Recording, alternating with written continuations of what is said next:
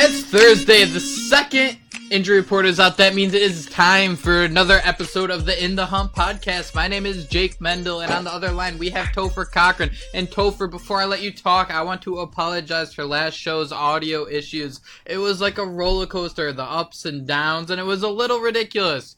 But I think we got that all figured out. I think we're good to go. We're going to steam forward, and we're going to talk little Dolphins Packers. So how are we doing today? Pretty good, man. You know, it's once you get to Thursday, you're like, all right, we're basically there in the week. In the work week, you're basically there because after about 3 o'clock on Thursday, it's Friday in my head. Yeah. How about you, Jake? I think hump day is overrated because Wednesday itself sucks. But once you hit Thursday, you can kind of count down, okay, there's 16 hours of the work week left. And speaking of, today I had jury duty. You want to know how terrible jury duty is? Dude, I got number 13. You need 7 jurors. So I've got my fingers crossed here. Number 13, Dan Marino, is going to get me through. This chick at number 9 did everything in her power to leave, and it freaking worked. Numbers 13 and 14, I had to sit there. We sit there for about 2 hours. Nothing gets accomplished. There was so many things just thrown out. And then they're like, all right, we're going to have a recess. You know, all of us are just kind of sitting there like we want to get this stuff done. And I'm like, you know what? This is taking a long time. Maybe they'll settle. Maybe something will happen. Not 20 minutes later, the judge comes in and is like, yeah, we threw the case out. You guys can go home. I'm like, this is a horrible waste of a day. Justice system at work, man. Justice system at work. I wonder who spent more money, the U.S. government on recesses or the Dolphins on Mike Wallace? Ooh, I would say the Dolphins because they tried to get rid of him.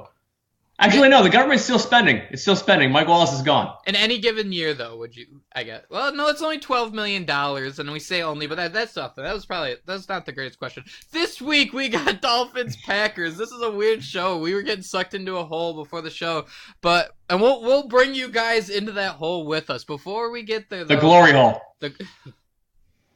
I got nothing. I got freaking nothing for that.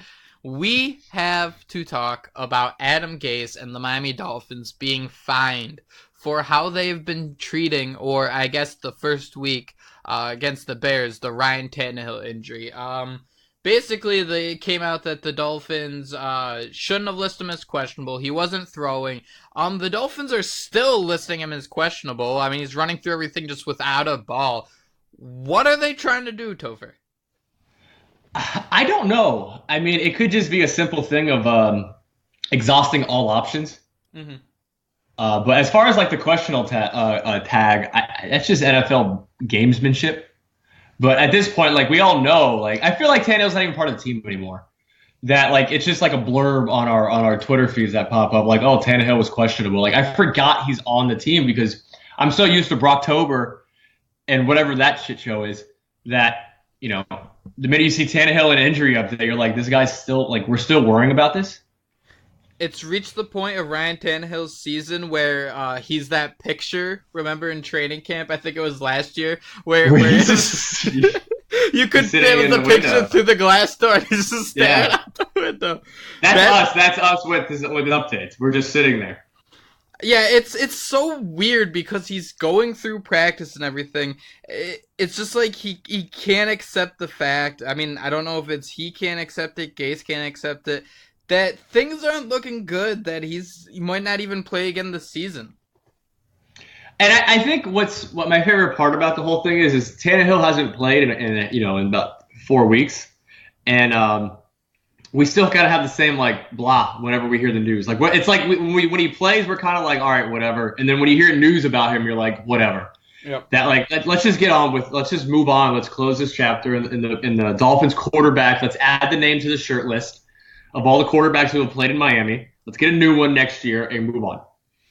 Here's a good question. Would you rather deal with Osweiler's 5.8 yards a carry, or do you just want to see some David Fales? Remember there was that burner account on Twitter that we pretty sure was like his girlfriend or something, but is there any reason why we should keep playing the Brocktoberfest if we're going to need to win a game by our defense scoring more than our offense?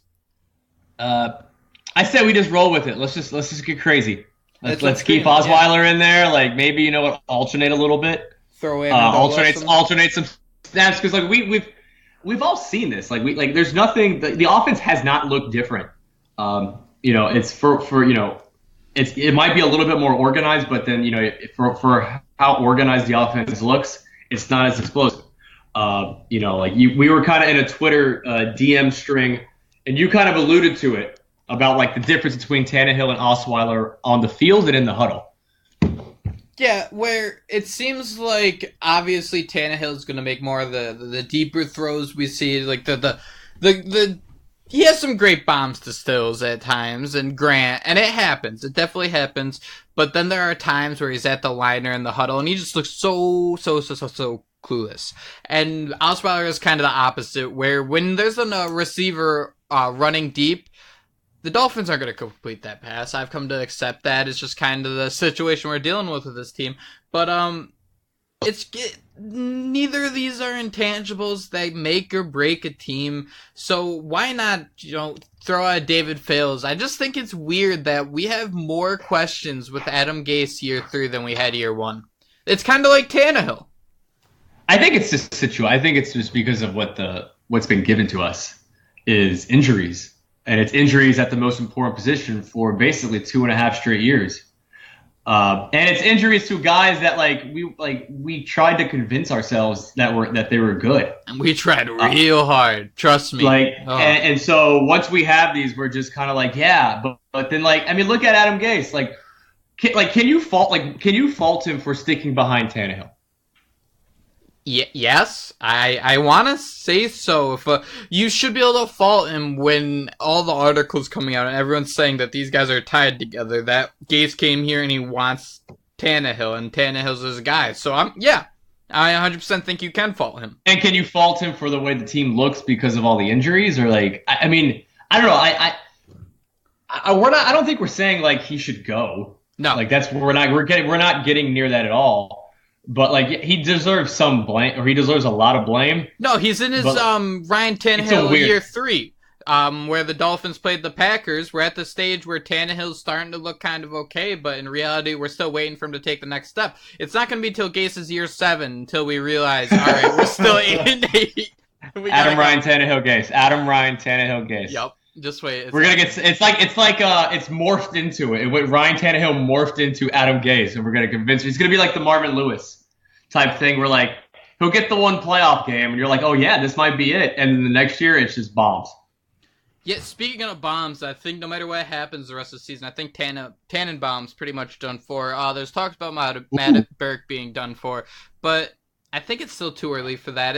Like I said, though, it just seems like we have so many... The team's 5-4. Yeah, and that's the thing. I wanted to say this and get this out of here. I do want this team to be good. I mean, it doesn't sound like it sometimes, but it's more because it's just what we're used to. But I would like this team to be good. So, Topher, we're talking a lot about injuries. Can you break down the injury report for me a little bit? So today we had basically Frank Gore did not practice, not injury related. As far as the limited guys, it was Jakeem Grant, Juwan James, Laramie Tunsil, Rashad Jones, and Ryan Tannehill. Those are kind of the big names. Devontae and Kenny Stills. Devontae Parker practiced. Travis Swanson practiced. I know we really want him to play. And Jesse Davis and AJ Derby. But as far as Green Bay yesterday, Aaron Rodgers practiced in full, and Blake Martinez, who's their really good linebacker who got hurt in the New England game, is limited. I wish we had a guy named Blake. Blake seems like I've never seen a bad Blake. You know what I mean? I don't think there'd be a NFL player named Blake who would be bad. Bortles? Never mind. We'll work that under the rug. Yesterday, Jimmy Graham and Kevin King did not practice for the Packers. I believe Jimmy Graham's going to be good to go, but Kevin King, they're more kind of up in the air about. Before we get into this game, Topher, we kind of fell into a little hole. Do we want to relive the last time these two teams played? You know what? Yes, I really want to relive that hole one more time. All right. Break it down for me. Tell me what happened. All right, so the time of game was 3 hours and 18 minutes. Attendance was 70,000 and 875 people. Sun Life Stadium, so times have changed. And basically, yes, the Dolphins lost 27-24. We all know that game. You had Aaron Rodgers come down at the end of the game and destroy us. I think the issues were that game where they called a timeout when we were like, why are they calling? Well, the Dolphins called a timeout. Who was the offensive coordinator then? Was it Kevin Coyle? No, Kevin Coyle was defense. Yeah, it was Kevin Coyle and which one of the coordinators? Oh my God. Who were the coordinators back then? 2014 would be Bill Lazor. Oh, Bill Lazor. Who I would kill to have that guy right now. Ugh. So basically, the stat or the play of the game, as Topher's alluding to, the Dolphins call a timeout for some reason, and in here we will insert the Joe Philbin meme where his arms are crossed and he's pointing in different directions. Philip Wheeler is lined up all alone with the tight end. God forbid we can't do something like this with Mike Gesicki, but that was kind of like the Green Bay, wide receivers when they were all freaks, when they had Jordy Nelson as prime, Randall Cobb, and Devontae Adams was their number 3. Yep. When I was looking it over with you, I laughed at the No-Sean Marino. Mm-hmm. 6 carries for 10 yards. I mean, that offseason was so weird. I broke that. Do you remember that? Yes, that was your big break. But that was the Mike Wallace year where they signed Mike Wallace. No, it was the year before. Okay, yeah, Brandon Albert as well. No, this year was Brandon Albert. The year before, 2013, it's all a blur. It's all a blur. Wheeler. Yep. Hey, man, Dolphins football. It's a blur, man. You get stuck in this vortex and you lose. Jared Odrick is still on the team. Randy Starks, Jimmy Wilson. Kwamisi can find, his head is on his shoulders and he doesn't have the neck issue. My favorite stat, RIP, Brian Hartline, 2 targets, no receptions. All right, moving on. Boss sitting. Shout out, big old shout out, Topher. Let's. You kind of hit the nail on the head on this one. The Dolphins are all-time 10-4 against the Packers. This will be the 15th game. Going to Lambeau Field. It's going to be cold. Osweiler says he's ready for it. The over-under's 47 points. 47 and a dime. Oh my God, cut this. 13.50. 47 and a nickel. Do you think it goes over or under? Do you think both teams... I could see it being a 27-20 game. This game has the makeup of just Miami getting mollywopped in the second half. Why not the first half? They'll keep it close, and then after a while, it's just Aaron Rodgers just doing Aaron Rodgers things. It's going to be relatively close. They'll still be losing. The Dolphins will still be losing. But, it'll just be Aaron Rodgers doing Aaron Rodgers things. Keeping it within 10. All right. So with that in mind, keeping it within 10, Packers are favored by 10. You taking that? Yes. You would take the points? Oh, yeah, I would take it. Man, you know how this team is. They haven't shown anything to stop a good quarterback. It's in Green Bay. They have. Is this the best tight end the Dolphins have faced all year? Jimmy Graham. Actually, no. They play. I mean, they faced Gronkowski, but they kind of doubled that. Are they going to do the same thing with Jimmy Graham? Well, I mean, Jared Cook too. He's arguably the best he was the best when the Dolphins faced him. And then they have Aaron Jones. That's why I don't think it'll be close. I really don't think so. Because... Are you just gonna lob out names and not say why they impact the game? Randall Cobb. He's done. It's weird when players reach a point where you kind of get the sense that it's over. They're kind of just walking through their last season, and it stinks because Cobb's always been a lot of fun to watch. But yeah, they got Scantling on the outside. That's the thing I love about the Packers. No matter what happens, they always have wide receivers ready to go. I remember when the Dolphins re-signed Hartline, there's a lot of talk how he wouldn't even be the Packers' 6th receiver. And it's kind of crazy because it might be something like that because these guys, they just turn out wide receivers left and right. Hartline wouldn't be the 6th receiver on Green Bay, but then it wouldn't shock you if he did play and he'd have 1,200 yards. No, see, I don't like that because that's the lame-ass... I do! That's the lame-ass Patriots thing where whenever any player's released, any player's drafted, gonna go to the Patriots and be amazing. What happened to Berrios? What happened to him being the greatest slot receiver in Miami history? What did he do? Well, I mean, he got hurt, so... Oh, okay. It's not an excuse. Exactly. That's the thing. I mean, Kurt, quote unquote, sure, whatever. They wanted him for another year. I'm sick of the whole, players that were on the Dolphins would go elsewhere. No, because players on the Dolphins go elsewhere and suck. Well, they go to the Browns. Brian Hartline went to the Browns. Sure, so did Jarvis Landry. What's your point? Yeah, and he's not doing too well either. They just picked the crap on the Giants. What's your point? I would take that right now. I would take Olivier Vernon and his contract right now if it meant that. Didn't he get released from prison? Where'd Vontae Davis go? He just quit mid-game. Exactly. All right. So let's stop talking about Dolphin players going elsewhere and being good. All right. Let's get that out of here. That's trash. All right. So the Broncos. Eclectic former Dolphin players. Oh my God. I hate that. That's the one thing everybody goes to whenever they're saying, "Oh, he's going to be great for this team." That, I'm going on a tangent here. That, and what I also hate is when people come out and say, it's in the preseason, when people sit here and think like our guys roster spots 70 through 55, it's so tough to figure out with this team. It's not. It's not. This guy's really good. If he gets cut, he's gonna go elsewhere and be fantastic. He's gonna get picked up. He's gonna get picked up real quick. Dolphins got a hard decision on their hand, keeping Jonas Gray, because he's gonna be freaking awesome for the next Maurice Lucas. Oh my God, it kills me. The people overreact about how good players are, and they don't realize that the Dolphins go 8-8 every year. That they have the 74th ranked offensive guard in Ted Larson. 44, 74. Either way, he's the second to last ranked. It doesn't matter. We're not a numbers podcast, so. Exactly. Was it over when the Germans bombed Pearl Harbor? Exactly. But you want to know a stat for you, Jake? I'm sorry to interrupt your rant. This is that stat. I actually had the stat favorited. This is by Graham Barfield. Over the last 5 weeks, the Dolphins have allowed a passing gain of 20-plus yards at the league's second highest clip, which happens to be 14%. Marquez Valdez-Scantling runs a 4.340. He's 6'4". 7 of his 17 receptions have gained 20-plus yards this season. So if you got a FanDuel guy, get that guy. That sounds like what we should be doing with Jakeem Grant, and I really hope Bobby McCain ain't covering him all game. It's got to be Minka, right? It's got to be Minka. Let our number 2 guy go on it and have the safety help. That's an interesting stat about the Dolphins, because I always just get triggered and think about the Houston game with Will Fuller being wide open. But I didn't know they were that bad in the secondary, but I guess those communication issues are, an actual issue. They're bad. They just get turnovers.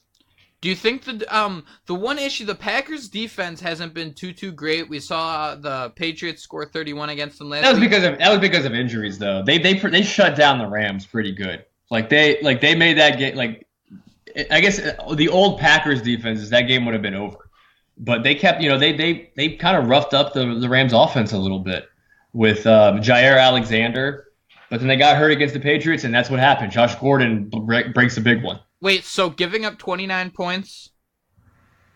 Oh no, you want to use the Rams are an excuse. They're a good team, so holding them to 29 is okay. Yes, How about giving up 30 to the 49ers?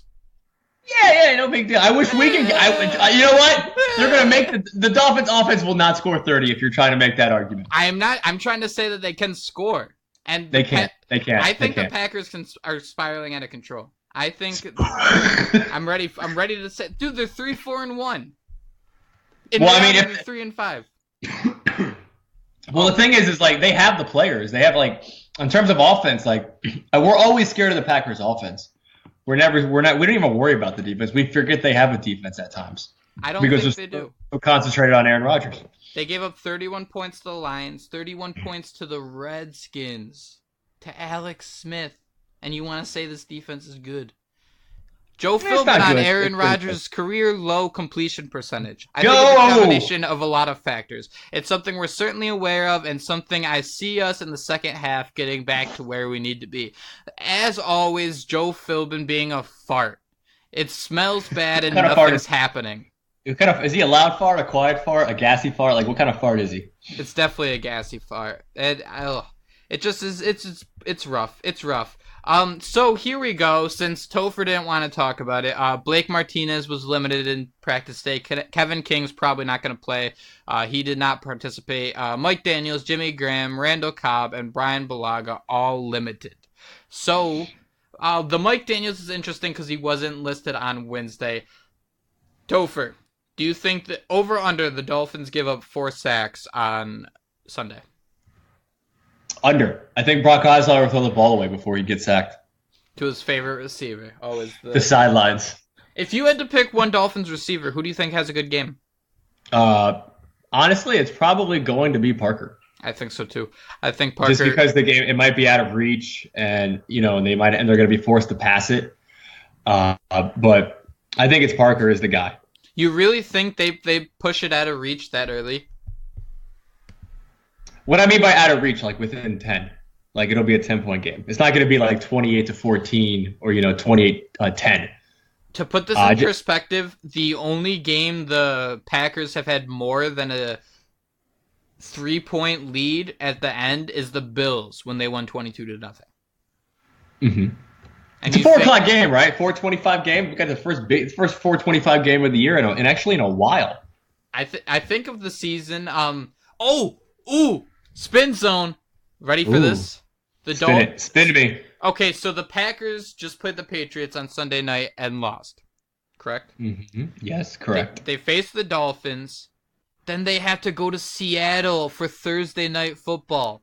I think this is the perfect time to catch this team. I think this is the game. I said Trap game? Houston. I think this is the game the Dolphins win, so we lose both games to the Bills later in the season. You're just trying to get that quota out of the way, that big win quota. Yep. That annoys fan bases because it's like, why? The one game a year where we can get that way too over exaggerated Stephen Ross quote. We did it last week. I mean, or actually no, we did it on Monday's show. Where if they win bye week, Colts, bam. Yep, and all of a sudden, if we're 6-4, baby, we just gotta win 3 more. You got the Bills twice, you got the Colts, you got Jacksonville, you got the Patriots at home. Ooh, and Kirk Cousins a week-to-week quarterback, so I don't know. Wait, Topher. Yes. Next week's our bye, correct? Correct. Guess who has to play Thursday night after they play the Dolphins? Who? The Vikings. Here we go. See, the one thing I noticed early in the season is it seemed like we were facing a lot of teams coming off their bye, right? I believe the Texans came off their bye. I believe the Bears. The Bears came off their bye. The Lions. No, then I don't think the Texans came off their bye then. Excuse me. So, yeah, it was the Lions and Texans. I'm an idiot. It was the Lions and Bears. So I think this is our time. I think we're going to hit the bye at the right point, and we might rest up. We might be cooking with Crisco. Little Crisco action, butter in the pan. Last week was buttering the pan. When you gotta beat the Jets, you gotta work hard. You gotta get. Now we're smoothing things out. We're gonna be, smooth sailing. Topher, where can you find this podcast? You can find this podcast at iTunes. If you just go on iTunes, type in the Hunt or type in Miami Dolphins, we're there. I've looked 1,000 times when I'm bored. I see I'm on podcast because it's a humble brag for me and myself when I'm lonely. You can also find us on Twitter at MIA in the Hunt. You can find me personally at Cochran108, and you can find Jake at JMendel94. Topher, give me your final score prediction for Thursday's game. Sunday's game. 31-21 Green Bay. 31-21 Green Bay. The Packers have only scored 30 points once this year. I am going to think it's going to be a really ugly game. Not necessarily Jets ugly because Sam Darnold's not involved. But I'm going to say maybe a 20-17, 20-13, and we're going Fins. We're doing it. We're going to get a Jakeem Grant special teams touchdown. We're going to pull every hat out of the rabbit we can. I just pulled my Jason Witten for you for the night. Folks, iTunes, Spotify, Podbean. You know where to find us. Fins up. Fins up.